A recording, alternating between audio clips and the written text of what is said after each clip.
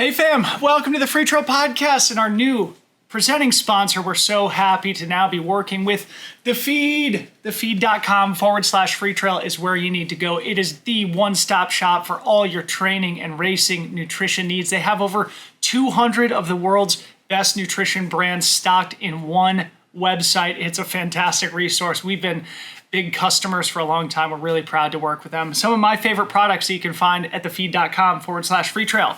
Gnarly Nutrition Whey Protein Powder. I like the chocolate flavor. I have some of this after every one of my workouts and long runs. For in-run nutrition, Orange Drank. You'll see my big dumb face on it. Also from Gnarly Nutrition, enhanced sodium concentration here in the world's best fueling drink mix. Finally, HVMN, Ketone IQ. I have 2 of these ketone shots basically every single day, once before I go running and once in the middle of the afternoon when I need a little extra energy. Go to thefeed.com/Freetrail and you're going to get an $80 credit, free money to spend at thefeed.com. It'll be $20 right away and then $20 every 90 days thereafter. You'll also get a sweet Trail Running Will Save the World water bottle. Again, that's thefeed.com/Freetrail. You'll get $80 credit to spend on your favorite nutrition products. And if you are international, they do ship internationally as well. So you can take care or at least take advantage of that great offering from The Feed. Big thanks to The Feed for supporting, and thank you for watching the podcast.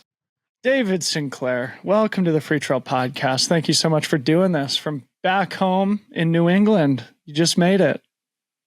Yeah, thanks for having me on, Dylan. It's a pleasure to be on here. And yeah, just back in Vermont, got settled after a drive across the country after Speedgoat last week, and it feels good to be a little more settled. Yeah, a cross-country move punctuated by a midway stopping point in Snowbird, Utah, where you absolutely destroyed the Speedgoat 50k. We'll come around and talk about that here in a little bit. There's so much that I'm looking forward to talking with you about, but I start all these interviews in the same place, which is a introspective, deep question for you, Mr. David Sinclair. A lot of people view you as an enigma, so I'm looking forward to hearing your answer here. But the opening question for you, as it is for everybody, is what makes you you? What are your unique strengths and weaknesses? How do they show up in your life? That's a tough question. I think you gave me a little heads up on it, but I think one of my strengths is that I really like to get outside and enjoy the mountains, and I'm pretty easygoing. So my ability to just be able to go with the flow, get out there, I think it's served me well in mountain sports, that I don't need all the details in a build up for a race or on race morning to go well. That I can adapt and don't always have a plan, but so it can be a little bit two-sided, but often a strength of mine. That is, I'll just go with the flow and, enjoy being out there and make the most of what life throws at me. So to what extent are you analytical though? Because we're going to come around and talking about your multi-sport prowess, but with some of the stuff that you do, there's a lot of equipment necessary when you're racing internationally and stuff. It's helpful to have some of that information.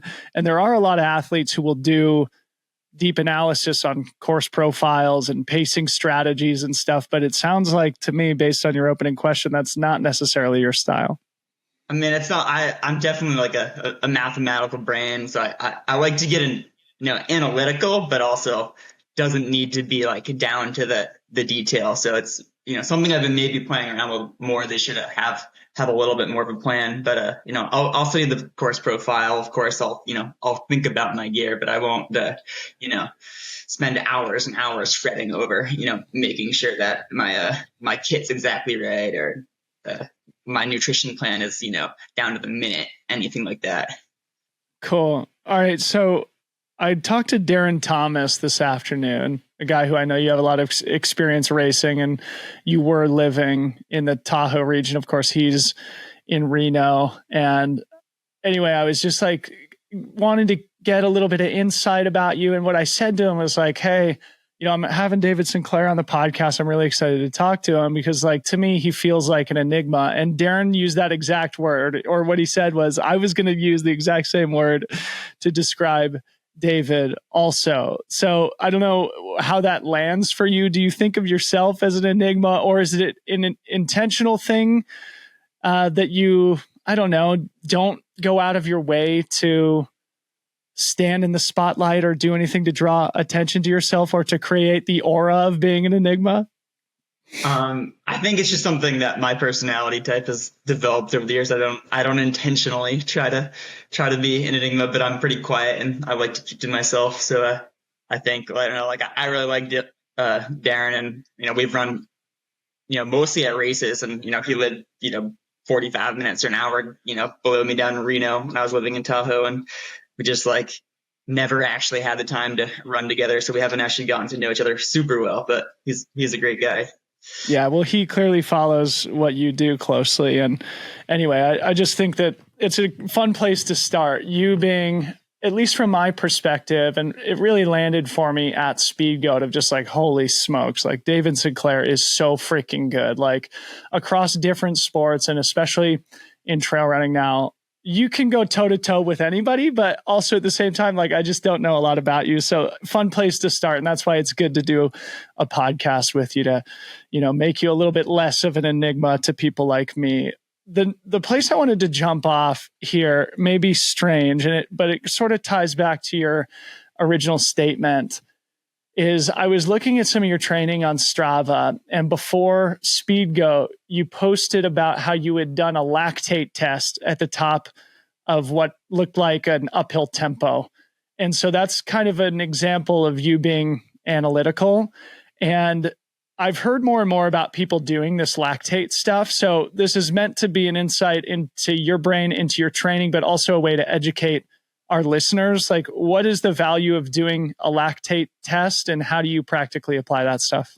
Oh yeah, I was playing around with it because so lactate tests go way back, and especially growing up as a cross country skier, like when I was in high school and started training for skiing, you can't gauge off pace. So the main two things were like just how hard you think you're going, and then we like religiously when I was in high school wear like the old school heart rate strap and a heart rate monitor. And that's how we, rather than like running, we might go by pace. We'd just do everything heart rate based. And then to kind of like really nail in those heart rate zones once or twice a year, we'd actually do lactate profile testing. So just, in Nordic skiing, you definitely, like, since 20 years ago, we were doing a decent amount of lactate testing as just kind of like a check to make sure you're actually like, going to get the physiological benefits. You're doing the right intensity physiologically.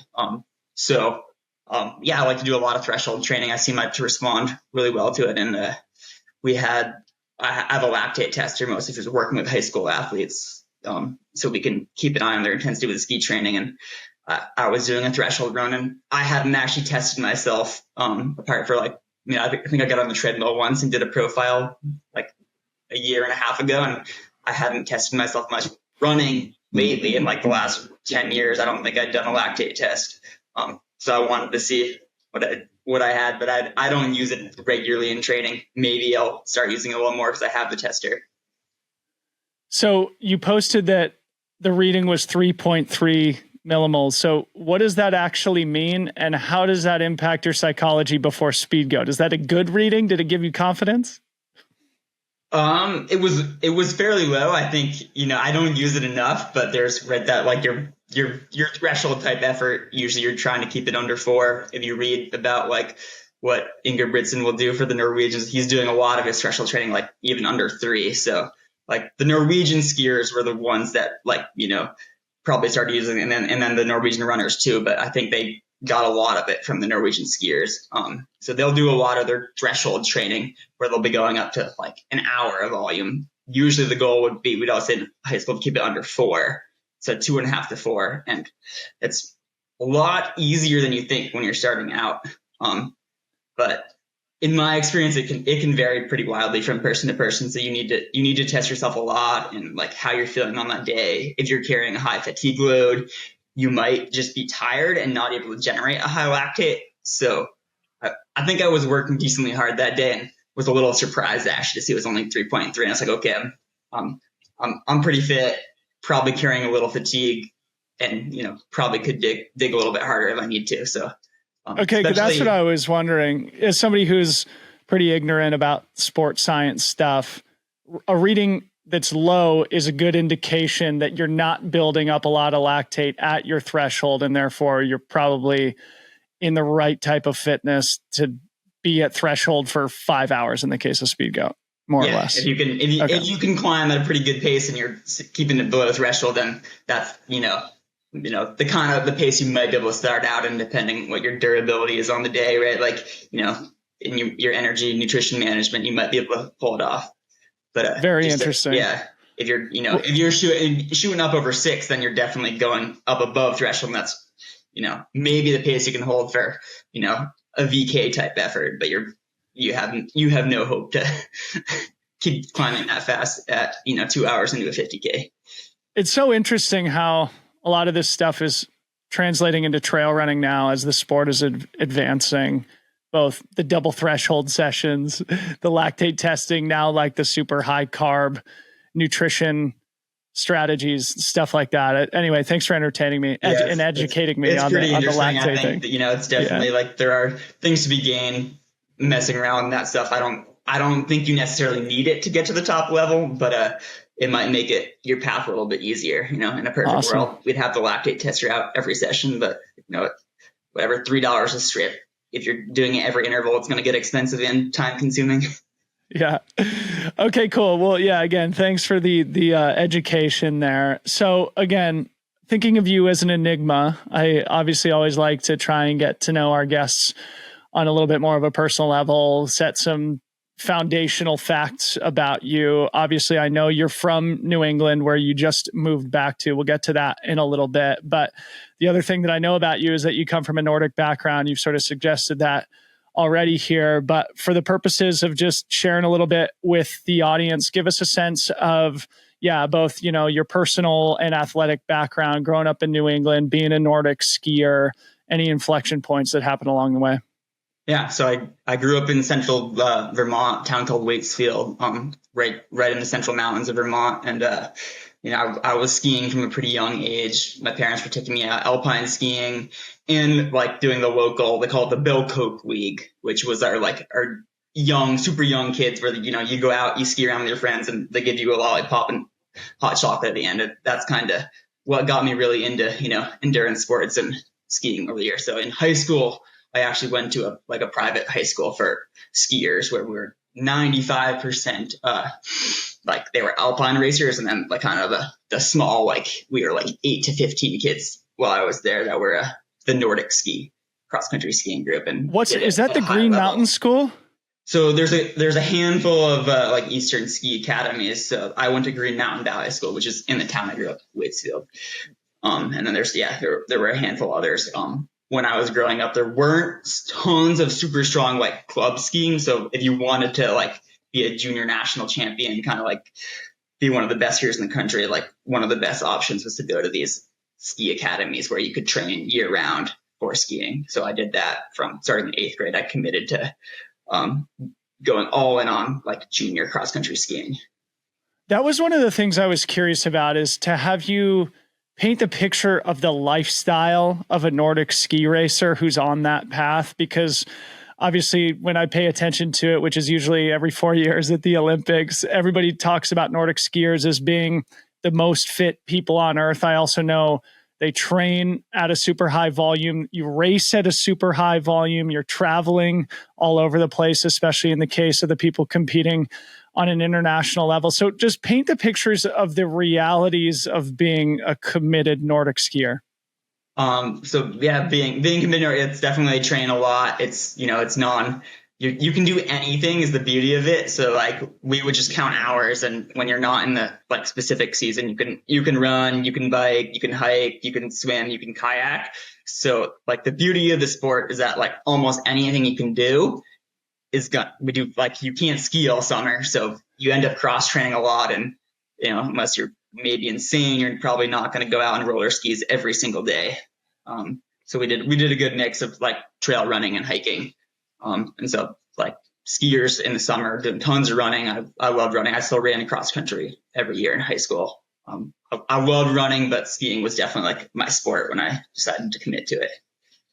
It's sort of that was Ben True's story too, wasn't it? He was from Maine. I know he's older than you, but I remember he was a ski racer, and I think he ran track and cross country at Dartmouth or something like Yeah, that. so we both went to Dartmouth. He actually ran and skied, was like a really, really high level runner and skier, and then decided to keep going with track running after he graduated from college. We didn't overlap, but I did not actually run at Dartmouth. I wasn't okay. I did really well in Vermont, like high school cross country running. If I went to ever decide to go to like even the New England Championships, I'd need a really good day to crack the top 50. But I was also doing that off pure ski training. So, running twice a week and mostly like in the gym, roller skiing and all sorts of other cross training.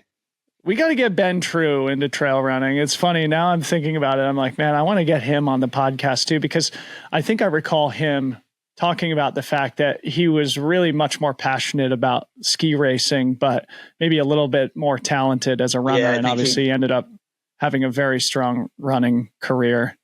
I think he was pretty passionate about skiing and just realized that, he was like, I think he maybe won some collegiate races for like the East for skiing and could have been, near the top at NCAAs for skiing, but just realized he was more talented at running. And yeah, he tried to maybe ski and run for a little bit right after he graduated and then went all in on running. And I haven't talked to him about it, but it'd be interesting to hear what he'd said about like how his training changed, especially like running on the track. It just, a completely, different kind of sport than mountain running where, I think ski training probably translates a little better to the mountain sports than all right, so track. So then bring that story full circle. Like you went to the ski academy probably with the express purpose of like being as good as you could at it. You went to Dartmouth and you skied there. Were you on the Olympic trajectory like Sophia Lockley, or, at what point did your ski career kind of come full circle?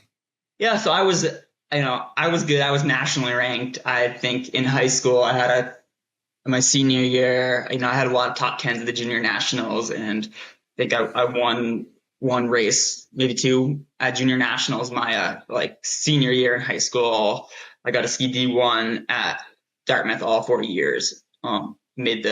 Made the NCAA championships once and was like kind of on that door, like really like when I was racing really well, I'd be close to maybe like, making the world junior championships or getting a spot on the national team, like got invited to some like training camps in the summer, but could not quite like put it together to make the national team. So I graduated from college, had 4 good years there, but never was like, I never cracked top 10 at the NCAA championship in skiing. And then, decided to try to keep racing for 1 year and just realized that financially and time commitment, I was not close enough to like make the US ski team or get Olympic bids in skiing. So, retired from competitive cross country skiing.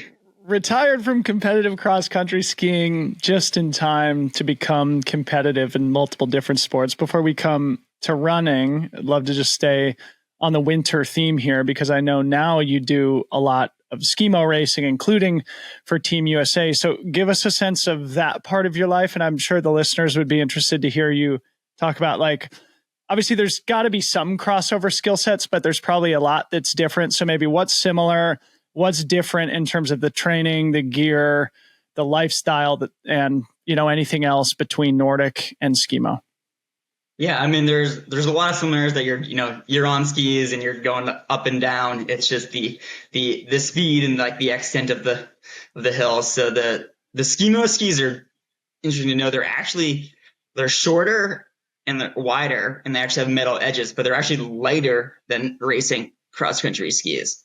And of course the heels click in when you decide to come down the hill. But in terms of training, I think, they're pretty similar, other than like when you're actually out there skiing, you're just the speed that you're going on Nordic trails. You might be going 20 kilometers an hour, and skimo, you're going, a couple kilometers an hour on the way up and back down in a couple minutes. The main difference is just the, where the sports are, especially in the US in terms of development. So I think skimo is probably like similar to where cross country skiing was like 25-30 years ago in the US, where just there weren't as many people doing it. There were no pro skiers back then, or they weren't like having the same success in the national level. So now like skiing has just grown and gotten so much stronger on the cross country side in the US to the point that we're, getting Olympic medals and, have a lot of the best skiers in the world. And we're skimo, there's, a few hundred people in the whole country that are doing it right now, and probably a couple dozen that are doing it with serious competitive intentions. Do you think that's going to change? Because one of the things I wanted to ask you about is the advent of skimo being an Olympic sport. I'm sure that intrigues you in some way, but it could also become something that brings skimo into more prominence in the US specifically, and that might build the pipeline that's been present now in Nordic skiing. I think it's definitely going to start growing as they get a little more publicity. Like, I guess skimo has been around for quite a while as a competitive sport, but I had not heard of it or like realized that there was a World Cup or anything for it until about like 3-4 years ago. Mm-hmm. And I know, like, living out in Tahoe the last 5 years, the ski touring is huge, right? It's like growing almost. It's like for locals, more people probably go ski touring than actually go to the resorts at this point. But there's not been much crossover between like, the big touring and actual ski mountaineering as like a racing kind of, a competitive sport. Most people are out there. Suits. They're out there for the love of the mountains, and they'd rather take an extra 40 minutes going up to have better turns on the way down. So the skimo side is definitely like the racing side is like, okay, you need to enjoy the uphills as much as the downhills if you're going to go all in on the light gear and that. Yeah.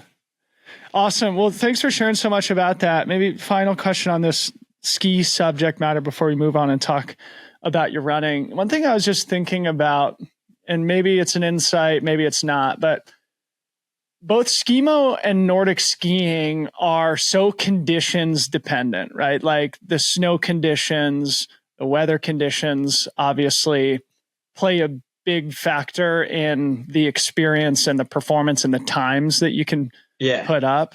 And I wondered if there was anything about that develops mental flexibility, or just kind of where you started the conversation, just being able to go with the flow and be okay, no matter what's happening.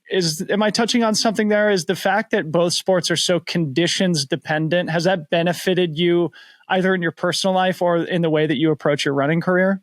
I think it definitely does, because just like you can't worry about pace, right? It's kind of like more, it helps mountain running too. But like if you're a track runner, you're like, okay, like I'm not hitting my split. What's wrong? Like, you learn so much more about yourself when you're going out there, and every day the snow is a little bit different. The trails are a little bit different. You're not skiing the same mountains. So especially with like the advent of, you might have issues with your skins, or with Nordic skiing, you have to nail the wax, so that like, there's so many different variables that can go right, that you're, it's one day in a lifetime that you nail all the wax and skis and kind of things to have that perfect race. Like, if you can hit 70% in a ski race, like, that's probably good enough to win the race if you're the fittest, person out there.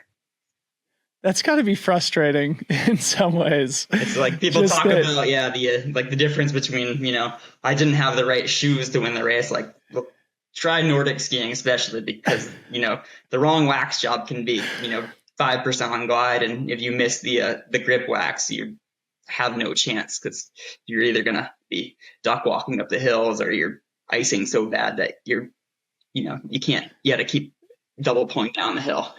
Yeah, man, what a complicated sport to grasp and comprehend, and I'm sure it's very difficult to compete. It makes running feel a little, simple when you're like, okay, I just need to have my gels and I'm gonna refill my water. That's about it. Yeah, you're not spending hours then contemplating the gear and the wax combinations. The simplicity of running, that you can just, you go out the door, you don't need to wax your skis for the conditions every day, and deal with all that definitely makes it more complicated and harder for like you're, a person to get into the sport compared to running, where you get your running shoes and go straight out the door. All right. So now I'm realizing that that's not my final ski question. I'm also realizing that I didn't fully pin you down on the Olympic skimo question. Cortina 2026. What are the chances that Sinclair is competing for Team USA in the Olympics in skimo? I'm going to give it my all, within reason to get there. I've nominally like left my Nordic ski coaching job so that I can go all in and running and skiing for a year here and see what happens. It's going to be, I think, the adventure of a lifetime to hopefully go spend most of the winter in Europe, do some World Cup races. As you can see, I'm still racing 50Ks in mountain running and some long ultras. So the fact that the Olympics this first time is only going to have the shorter events, I think they're probably not the events that I'm going to be the most suited to.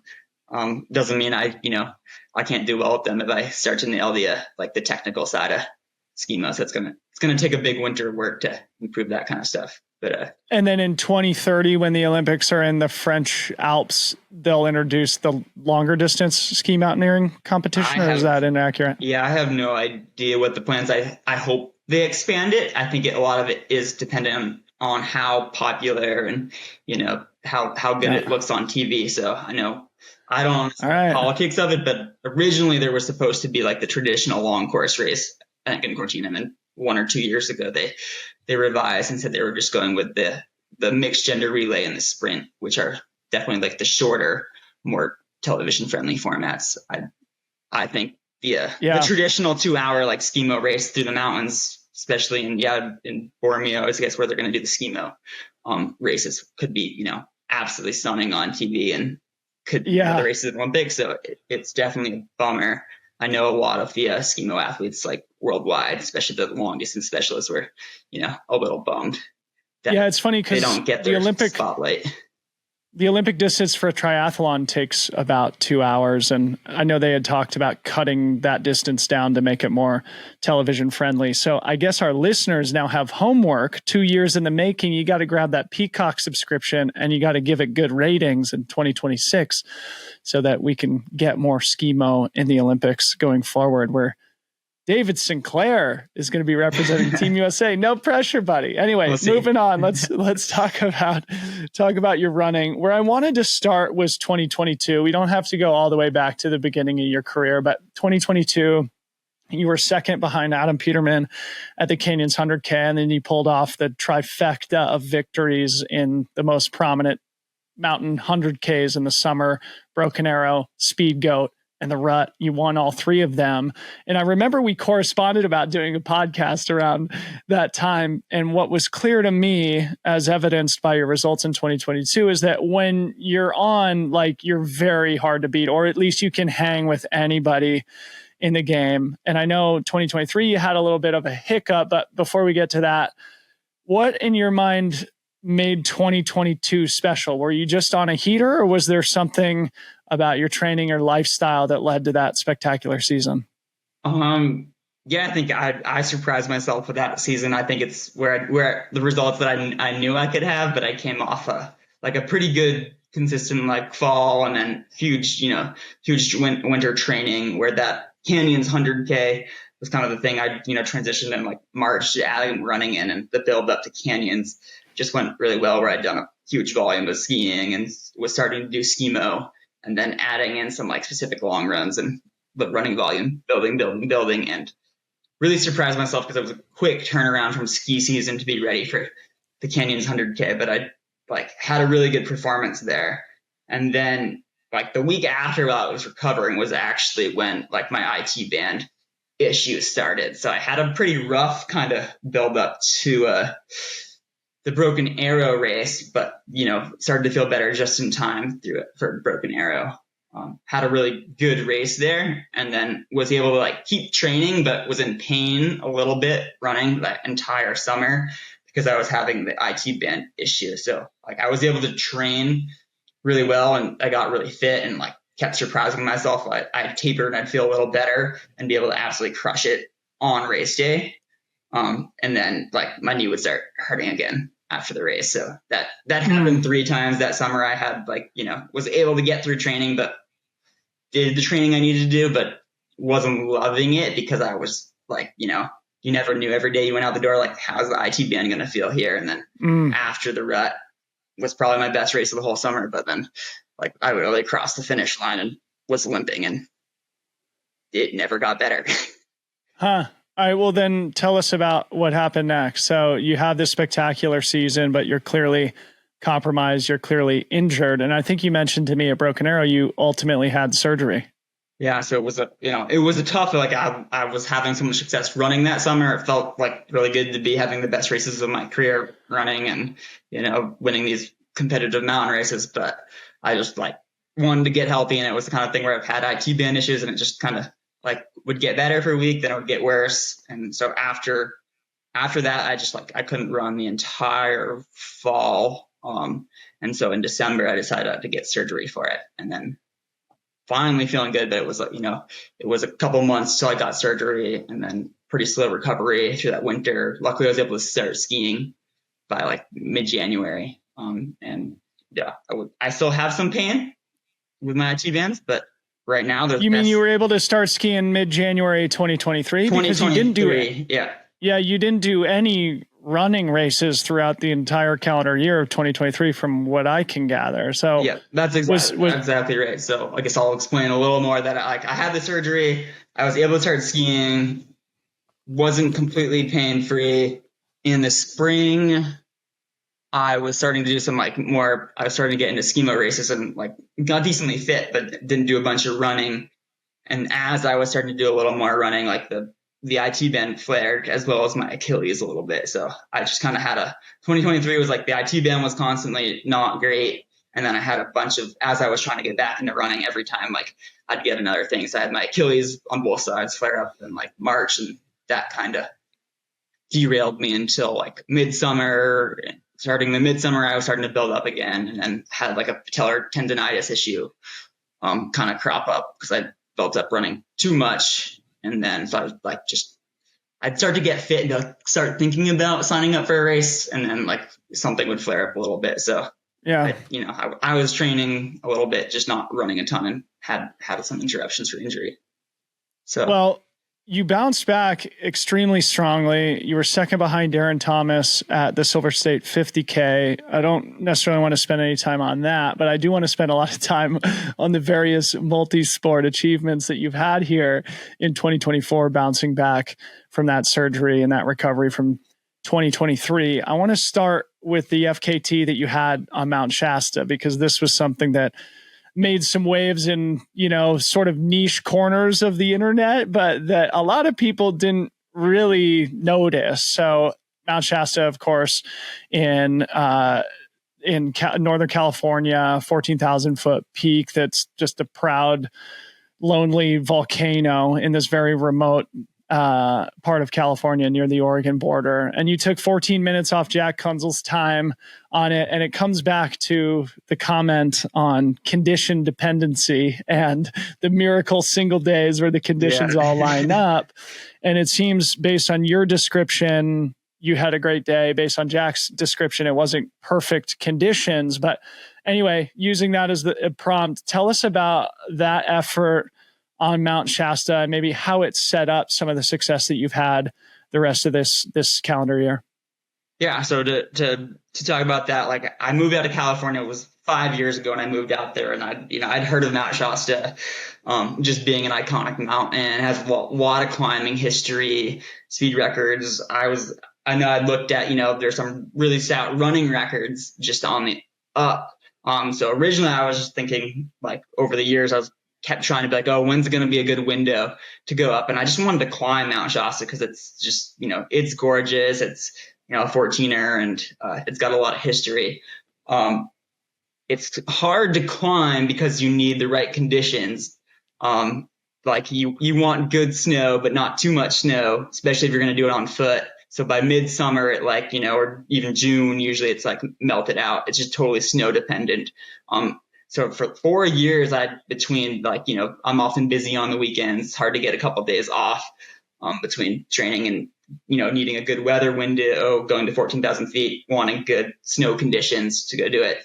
But I'd seen that Jack had set the FKT the year or two before, and I was I should just, as I was getting into skimo, and I'd done, this winter a bunch of skimo races. I came back from getting to go to Italy and do a couple World Cups, and then race a little more up in Norway. And I wanted to okay, I've got all the skimo fitness. I just want to go up and ski it. So I ended up going on a Monday. I think I left at like 2 a.m. and drove whatever 4 hours from Tahoe up to Mount Shasta. And I skied it, and the conditions were really well. It wasn't nearly as you read stuff about like, the conditions and like, do you need an ice axe? Do you need crampons, that kind of stuff. And it was really, really good snow. I ended up skiing it 2 laps on Monday. I was like, I'd never skied it before, but it seemed safe. It seemed fast conditions. So I rested up and carbo loaded that night, and got up the next morning. And based on how I'd skied it the day before, I like started fairly early, and it was like a little icy, going up. So I waited a little bit longer because the weather was going to be the same. I wanted to be like kind of nail that, where it's just, it's not slushy, but it's like the sun's getting on it and it's softening the overnight freeze so that you have really good grip on your skins.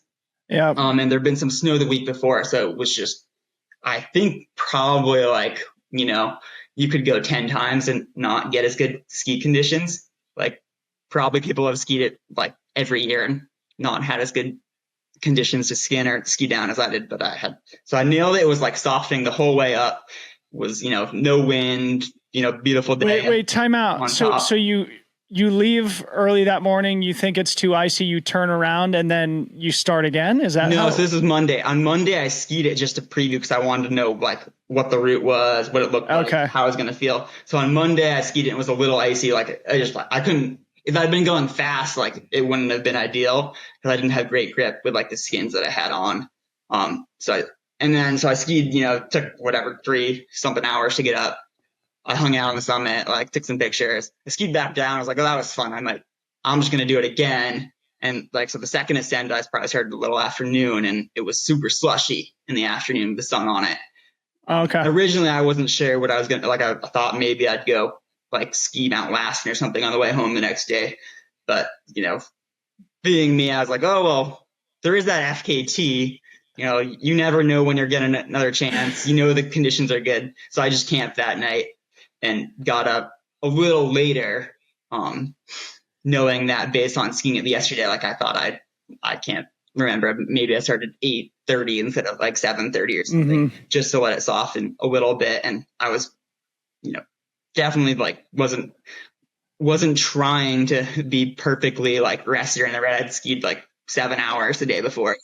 Yeah. So I was a little fatigued, but I figured, with the 14,000 feet, like you don't want to be too fresh because you'll just go out too hard and blow up. Yeah. So I paced it pretty conservatively, or, as much as I could get on myself that day. And I made up a lot of time on Jack, I believe, on the, like when you switch, like, it's like, depending on the conditions, I skinned really, really high. I think often people will switch to like booting, put their skis in their backpack, like Helen Lake or whatever. Like I don't even know all the landmarks as I've only been there once, but, and then it gets super steep for a while. So you actually you end up, most people boot from there all the way to the summit, I believe. I booted the really steep part, but it was like, pretty firm. So it was quick booting. So I think I made up a lot of time there. And then on the high mountain, you often just get like wind buff and lots of like little sastrugi and like kind of, you can get really rough conditions. It was relatively smooth up there from what I take. I was able to switch back, put my skis on almost all the way to the summit after the the really steep part. And then rip skins and then I took about 12 seconds to taking the view and rip my skins for tagging the summit. Didn't do a double rip. So unbelievable. It's so cool. I mean, you mentioned and you posted on fkt.com about how you narrowly got Jack's ascent FKT, and then which was just under 2 hours, and then it only takes 16 minutes to get down when you're. Yeah, it's one of the more incredible experiences of my life, though. I gotta go do that because you just have, you can 360-degree view. You can see some other volcanoes to the north and Mount Lassen to the south, and it's like kind of green. It was like beautiful springtime for lower elevations, and I just had absolutely perfect turns. Like I said, I was timing it. So did everything had just softened. So it wasn't slushy, but there was nothing that was like chattery ice. And I was just like, enjoying myself, having these beautiful turns, just feeling like you're totally free and floating. Well, I hope you enjoyed it, because Yeah. you've already established that only happens like once in a lifetime, and it happened at the right time for you. It's funny because, like I said, I talked to Darren Thomas earlier, and he was sort of shaking his head about the Shasta FKT that you set, commenting, again, I've never done it myself, but he commented that he has done it, though at a casual pace, and it took him like 8 or 9 hours. And so when you posted 2 hours and 16 minutes on Shasta, obviously a great athlete like Darren can even look at that and be intimidated by David Sinclair's prowess, further adding to your wow. Enigma status. Do you post everything that you do on Strava? Because I was going through a lot of it, and I find your approach to training novel. I do not post everything. Like there's some pretty boring training, and I just don't get around to posting. I'd say I post probably two-thirds, and I've kind of come on waves where like, okay, how much do I want to post? Not because I'm like afraid of showing the competition what I'm doing, just because like, do people need to know? Do I need to have my ego going every day when I'm out there? Like, people are going to be able to look at, what I was doing for training. Are they going to be like, sometimes you just want to be able to go out and enjoy it and not have people, overanalyzing it or feel like pressure, like, I'm pretty competitive and I'm willing to overdo it. So like, if I know I'm going to post, I'm like, okay, I'm going to be more motivated, like, run this climb a little too hard when it's supposed to be an easy session. Stuff like that. And then I do a lot of coaching sessions with, being a cross country ski coach out in California. Right. Like half the sessions are like, maybe I'm skiing for 30 minutes to warm up with the kids, and then I'm shooting video and giving technique advice, or like taking the lactates that they're doing an intensity session. So like, I don't need to bore you don't people upload that stuff with my the reason I asked, 2.5 hour session where I skied for 40 minutes. Right. Yeah. The reason I asked was just the variety. I know, and this is something you talked about when we began talking about your early Nordic ski career and your time there at the Green Mountain School or whatever that academy it was. And obviously you do a lot of cycling, you do a lot of ski mountaineering, you do a lot of Nordic skiing. Sometimes you even do some roller skiing, and that variety, it seems like, has been part of your training forever. Was that something that was further reinforced by the IT band injury? The reason I asked whether you post everything is because your overall run volume is usually relatively low, even if your overall training volume is relatively high.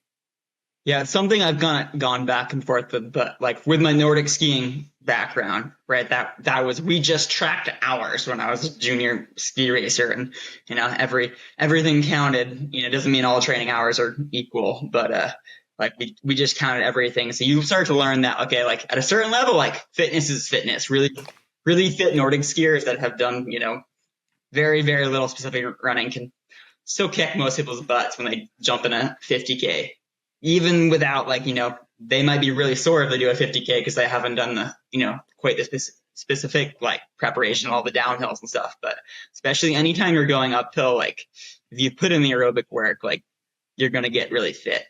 So kind of the struggle has always been to find that line. And you could see some skiers like Sophia Lockley, right? She's able to do she, as far as I can tell, like essentially does her Nordic training and is just so fit that she can jump in a Golden Trail, whatever race, and beat the best trail runners in the world.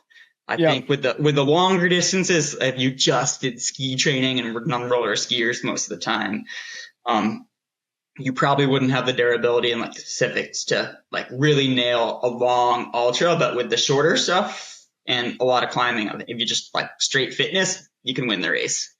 So then do you approach things with that attitude of fitness is fitness? I'm going to keep a lot of volume with variety, and then at the important moments, introduce the specific running related stimulus. Yeah, exactly. So I've been self-coached for at least the last 10 years, and maybe that's at my own peril, but I've seemed to found some things that work with me. The mistakes that you make are the because you can get really aerobically fit, because if I wanted to, I could train almost 3 hours a week with mostly skiing all winter, and then okay, you're super aerobically fit, but like, what's the condition of, your tendons and your connective tissue? And like, you might have the aerobic fitness to start putting in, 20,000 vert running, but you need to make sure that you're not going to get an overuse injury. So that's kind of been the bane of my like running career, that I'm pretty fit, I'm pretty durable, but not infinitely durable. So if I get a little overeager, that's when the injuries start to kind of crop up. So finding that balance where like, okay, like I can't come from ski season and just try and like go straight into all running. So I found that biking is a little less impact. It does bother my IT band if like it's already flared up from running. So biking seems to be like the best, you can put in a ton of volume with very low injury risk.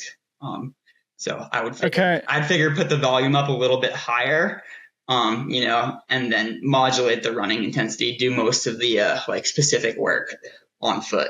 But, I like to, go hard on my bike too, or, jump in some roller ski intervals just because like I said, I like to go with the flow. I like to thrive on the variety. It makes it more fun. Like part of what I liked about skiing was it's picking up a new sport. So you're rather than running, like you're at the diminishing, returns part of like putting in more work and optimizing.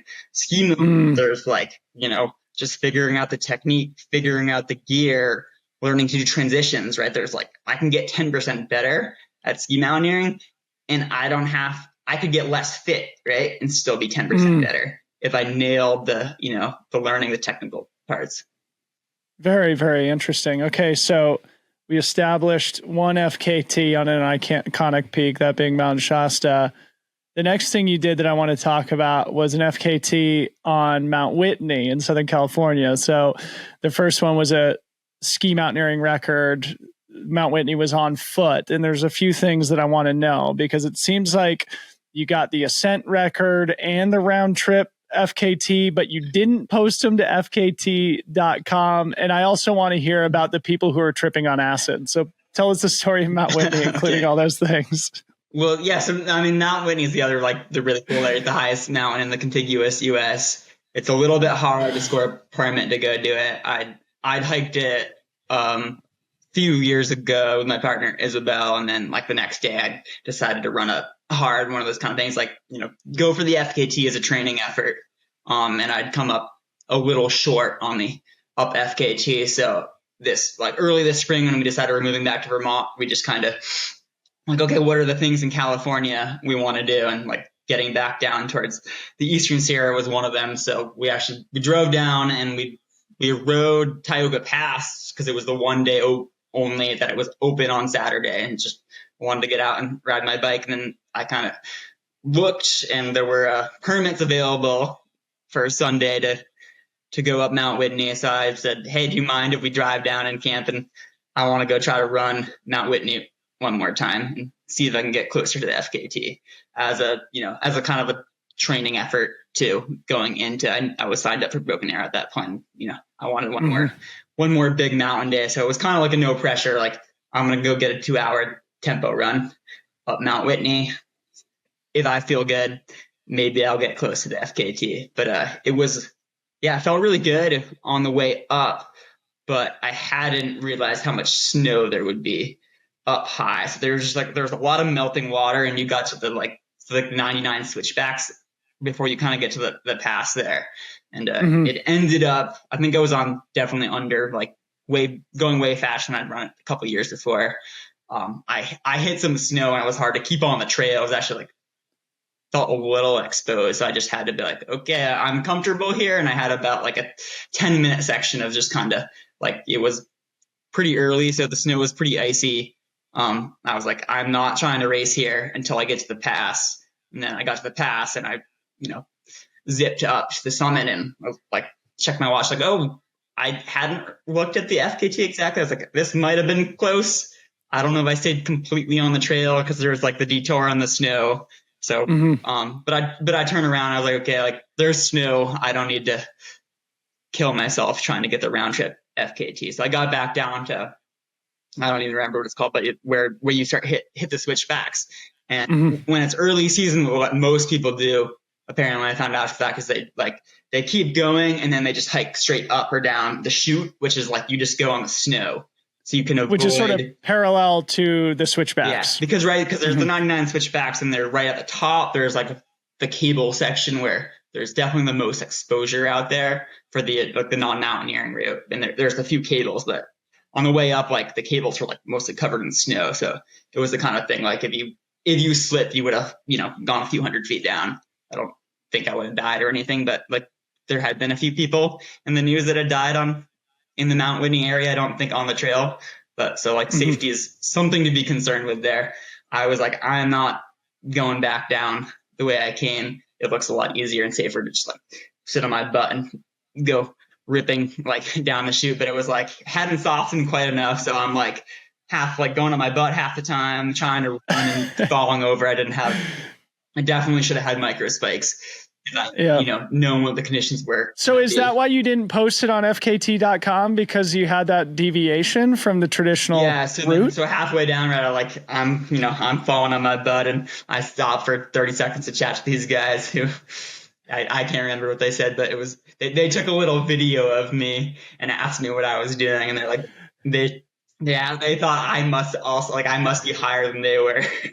And I was like, no, I'm just out here, having a good time. But yeah, so that and then you could run down on the snow. So I completely cut the course. I think the official FKT category for staying on the trail, like the real trail, you should stay on the trail the whole way, not cutting switchback. So again, it comes back to conditions though, doesn't it? Right? Like you had what was a historic ascent and descent of Mount Whitney, but the conditions made it so that you didn't adhere to the traditional route, so that it wasn't maybe the official FKT. I'd love to go back, but you got to plan. You got to plan and actually get a permit if you want to go in the middle of the summer, because it's so popular that I think it'd be a lot harder to do a real FKT, because I imagine it gets a little busier. I've only done it in April and May, before there's tons of people trying to go bag the summit. All right. So obviously 2 great ways to start your year, but then you of course have to pin a race bib on again for the first time in almost 2 years, which you did at Broken Arrow. You were 12th in the VK, and then you won the 46K. You dominated the 46K. You finished about 10 minutes ahead of the Montana duo of Jeff McGavro and Adam Peterman, who finished in 2nd and 3rd. And I know those guys were incredibly impressed by your performance, as was I, being there in person myself.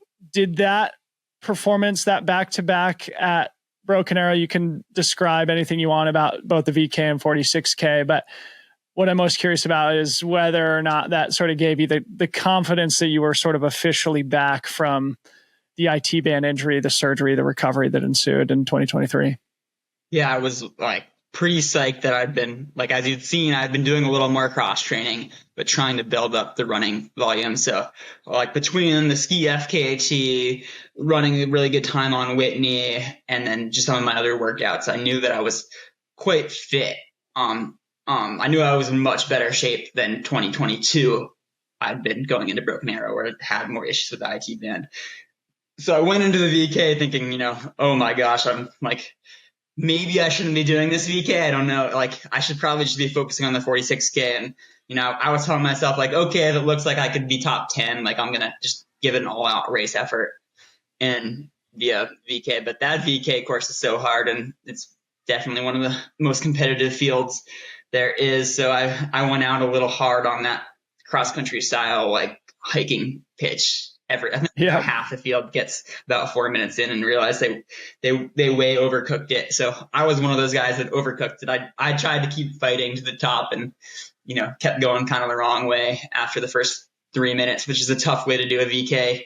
I thought I was fit enough to maybe be top 5 in that VK field if it really went well. Ended up 12th, and was like, hey, I still ran a faster time than 2 years ago. I know I've have put in better training, so like I'm gonna go out there and give it my all for the 46K the next day.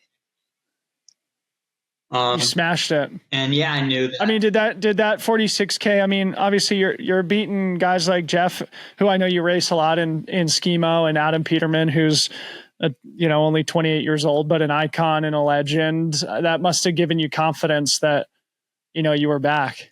Yeah, it gave me a ton of confidence. It was we went out with that, a lead pack of 10 guys, and I knew that I could probably beat the time that I'd run a couple years ago, just based off the training, if everything went smoothly. And when I found, like, my general strategy is like be fairly conservative on the early climbs, in these kind of races. So when I'm doing that and I'm not in like the best shape of my life, often I find myself like, losing 4 or 5 minutes to some of these other top 50K trail runners. And, but on a good day, like, then you can often make that back up on the back half. So when I realized I was like, up in the top couple guys and like starting to gap Jeff and Adam, the first lap going up, feeling, definitely like well under threshold. Like, I don't know if I can hold this pace for 2 laps, but like, it's not way too aggressive. I had pretty good confidence. And then, I had no idea on the second lap. I was just like, figured I'd go for a good time. I couldn't see anyone when I looked back behind me, but you never know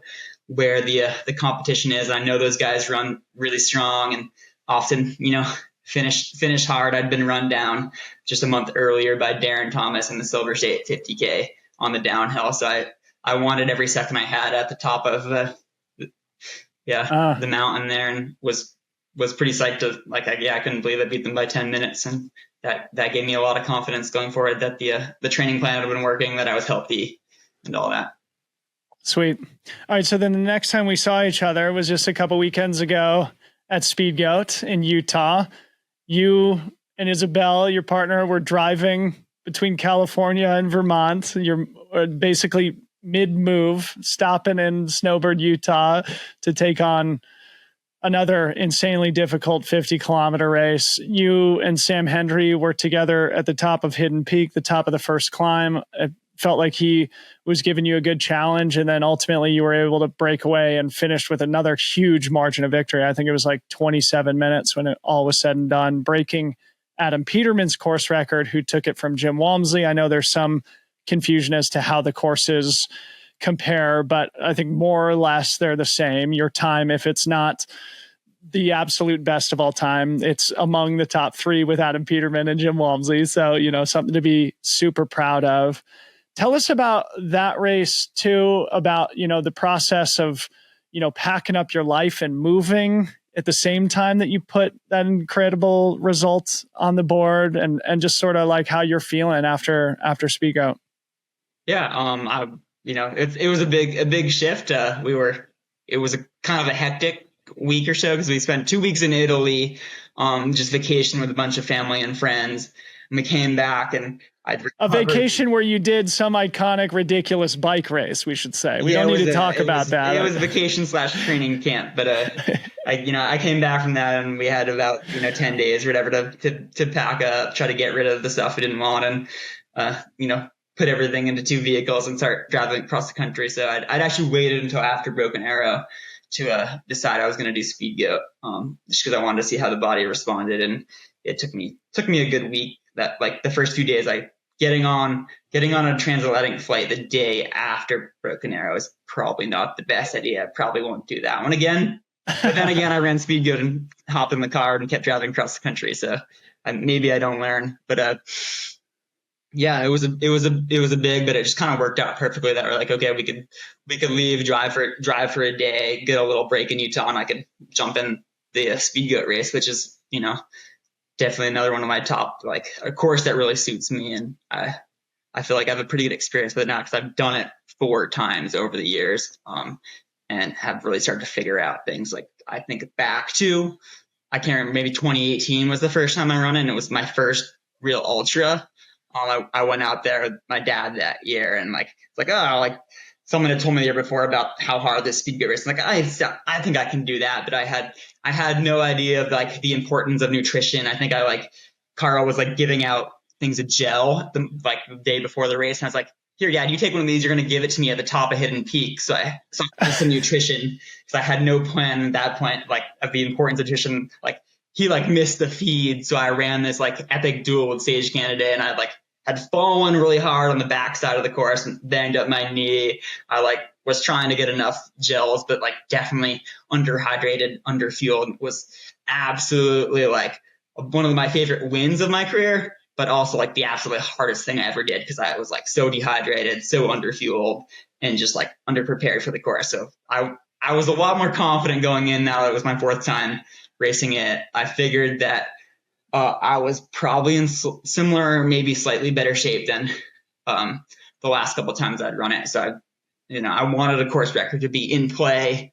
And yeah, Sam was really pushing the pace. It was good because I've never been in the lead at the top of Hidden Peak the first time during Speedgoat.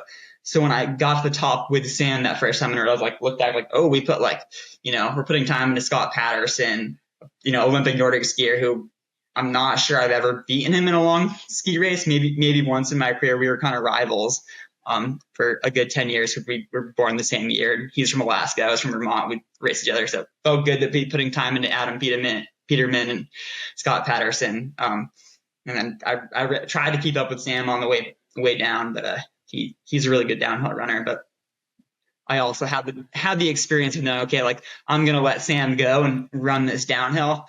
I did that once. It doesn't work out as well. It gets really like you can hang on, but if you run a couple minutes too fast on that like 8 mile downhill section, it can, you can lose 10, 15 minutes for sure later in the race. Well, yeah, I was patient. It felt really, really good that day.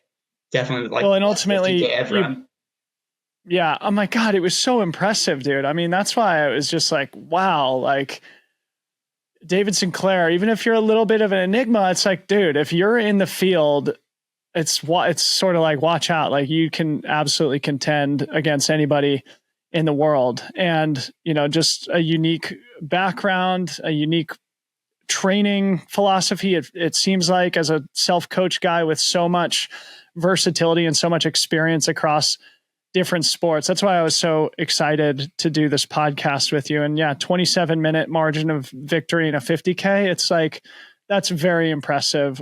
I'd love to hear you talk about why you're moving back east, how you feel about it. Obviously that's home for you. And there's obviously probably, I'm sure, a lot of sentimental feelings returning, and I'm sure it feels good in a lot of ways, but I'm sure it was also nice living in the Lake Tahoe area. So how are you thinking about the move back to New England, both in terms of your personal life and like how it impacts your running?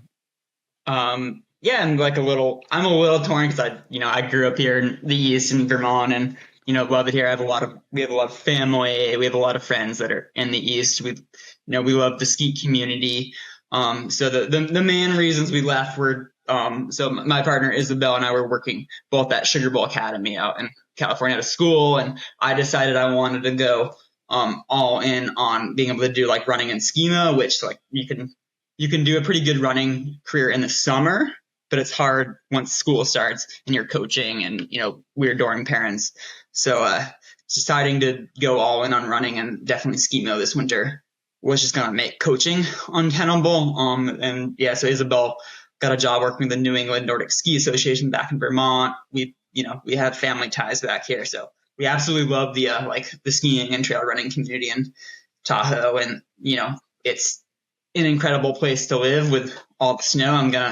I'm gonna be a little jealous if it's like January and there's no snow in the East, and I look at my friends out in Tahoe and they have 80 feet or whatever. But yeah, it's been a big move. So we'll miss all the people we met and like the awesome trail running and the awesome skiing in Tahoe. But there's a lot of great community in the East here too. And growing up on the East style trails, it's a little bit, it's just different here. So it's been fun to get back and be like, oh, I forgot how like muddy and rooty and technical like the trail running is. Yeah. Awesome. Well, this is a perfect segue because another thing I wanted to ask you about, as you mentioned, using this as an opportunity to go all in on skiing and running is, it comes back to this enigma phenomenon where it feels like, you haven't intentionally sought out the type of lifestyle that is conducive to being a professional athlete. And I think you're unsponsored. It feels like you, in some ways, have an aversion to the trappings of professional sport. How are you balancing those two things? I mean, I definitely, I'm not outgoing. I have some reticence about being a, social media influencer and just being, all putting myself out there because I'm a little bit ambivalent about like, is that, really what my values always stand for?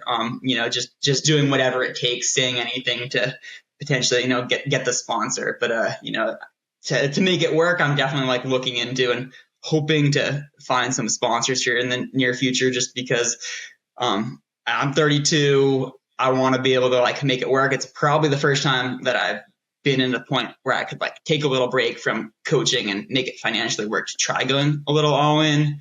It's a little scary to say because there's definitely a part of me being like, it was nice having a career as a coach and a dorm parent working in a school. I'm like, okay, like skiing and running, right? It's just a hobby. So going all in, making it professional, is a big jump. It means puts a little more pressure on you. Like if there's a paycheck, like, oh, I need to perform or else. I kind of like the attitude, like, okay, like I really like running. I like training hard. I'm going to go do this race and try to see if I can compete with some of the best trail runners in the world or the best sumo athletes in the world. Just because I want to push myself and find my limits, but not needing to do it for like financial reasons and, want to do it for the right reasons. Definitely.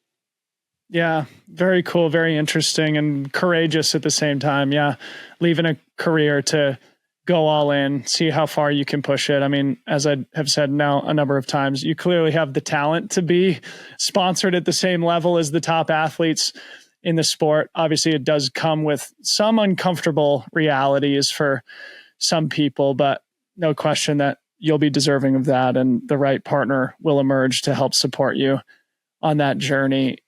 You mentioned to me at Speedgoat, maybe this will be the final thing I ask you before my traditional closing question, that performance got you automatic entry to OCC. And when I asked you about it, you said that'd be a pretty difficult opportunity to turn down. What's next? Are you going to OCC? Obviously, Remy Bonnet, Francesco Puppi, Eli Hemming, 24 other superstar international athletes are going to be there. Can you entertain the audience by telling us you're committed to go race in Europe at UTMB? So I was kind of excited about that. In 2022, they gave me the opportunity to go race OCC or even CCC. I think I was like considering doing, and ended up not going because like school had started and I had coaching obligations. And it just seemed, like maybe I could have made it work, but it would have been like a 3-day trip to France and probably not conducive. So I did inquire, and unfortunately, I guess they're pretty strict now. So they told me, no, I can't get in for this year. So I have to wait till 2025 if I want to race OCC. Because I did not. God damn it! Did not race it all last year. So I've been thinking about that for like the last week, and finally got a response from the UTMB people. So I don't think I'll be going because I can't get in as far as I can tell. If the right person can get me in, I'll go. But yeah, you gotta play the game if you want to get in and plan a year in advance. I don't plan well enough to be racing it this year. Yeah, I was wondering about that because I'm not like a student of the new rules from UTMB, and I did know that the qualification window does close at a certain point, and that then if you qualify after that window, it's for the following year, meaning 2025 rather than 2024. Yeah, I guess maybe it's by the calendar year. I haven't actually read the rules, but what a disappointment, man! David Sinclair on that. I'm still deciding what's next. Yeah, so I haven't committed to any other race. Okay, it's been anything on your radar? Healthy for a few years. Yeah. So like in 2022, I did the trifecta. So I think the rut would be a cool one to go back to. It's been good to me over the years. Also try and look. I think there are probably some cool races in the East that I've done in the past that I haven't, committed to anything. What about the Golden Trail stuff? Because they do actually a very good job of supporting unsponsored athletes. It's probably too late now. I mean, it's probably too close to get the specific training in that you would need for Sierras and all, which is in, I think, only 2 weeks. But it feels to me like your skill set would match up with that distance too. Do you feel confident or comfortable in those like sub-ultra distance? Yeah, I mean, races? I think I can compete there. I think definitely the more mountainous, like 50K, so maybe is like, definitely more my jam. I know that the level of the Golden Trail series keeps just getting higher and higher. I think Yeah. just going there and being able to crack the top 10 takes a really good day, but I'd be interested in that. I don't think this year. Yeah. Sierras and Knolls sounds like an incredible race and sounds very competitive. You can go over there and be like 40th, like, wait, I thought I had a good race. How are the 40 guys that are running faster? But I've done a handful of the Golden Trail races. They definitely treat the athletes really well, and are really competitive and elevating the sub ultra distance. I definitely am not committed to only doing ultra, so yeah, I'm kind of going back and forth. If you have suggestions or know people's races that do, I'm thinking about it. If I want to do dabble in the longer ones, try another 100K. The Canyon's is the only 100K I've done, but also I've got in the back of my mind that the main goal is to try to have a good skimo season. So I don't want to do too many of these long races, especially later in the fall. Just because I know I need to have a little speed. So maybe the sub ultra races would be a good one to target too. Yeah. Well, it's good to have optionality. Obviously you can compete in any number of those different races. So the challenge becomes just picking the right ones based on your short and long-term goals. But damn, what a shame that you can't do OCC this year. You would add such an interesting dynamic to that race as well. David, it's so fun to have you on the podcast, buddy. It's great to get to know you a little bit. It's been awesome to be able to watch you race a couple of times this year in person at Broken Arrow and Speedgoat. I finish all these podcasts with the same traditional closing question. That is, who is one person that you admire, can be inside or outside of sport, living or dead? Why do you admire that person?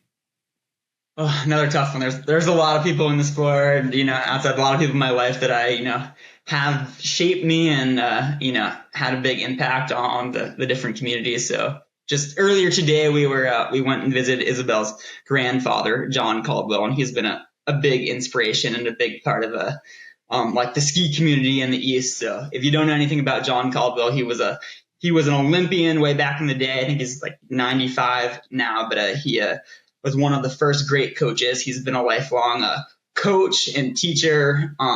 He actually wrote the cross country skiing book, which is literally how my family got into skiing. My parents were in their 30s and didn't know what cross country skiing was. They read his book and learned to ski. So I can thank him for that. Now and he's just been a big part, done a lot in the cross country ski community. Literally founded the sport, wrote the book on it. It was really fun to talk to him for a little bit today, and he's been a big inspiration.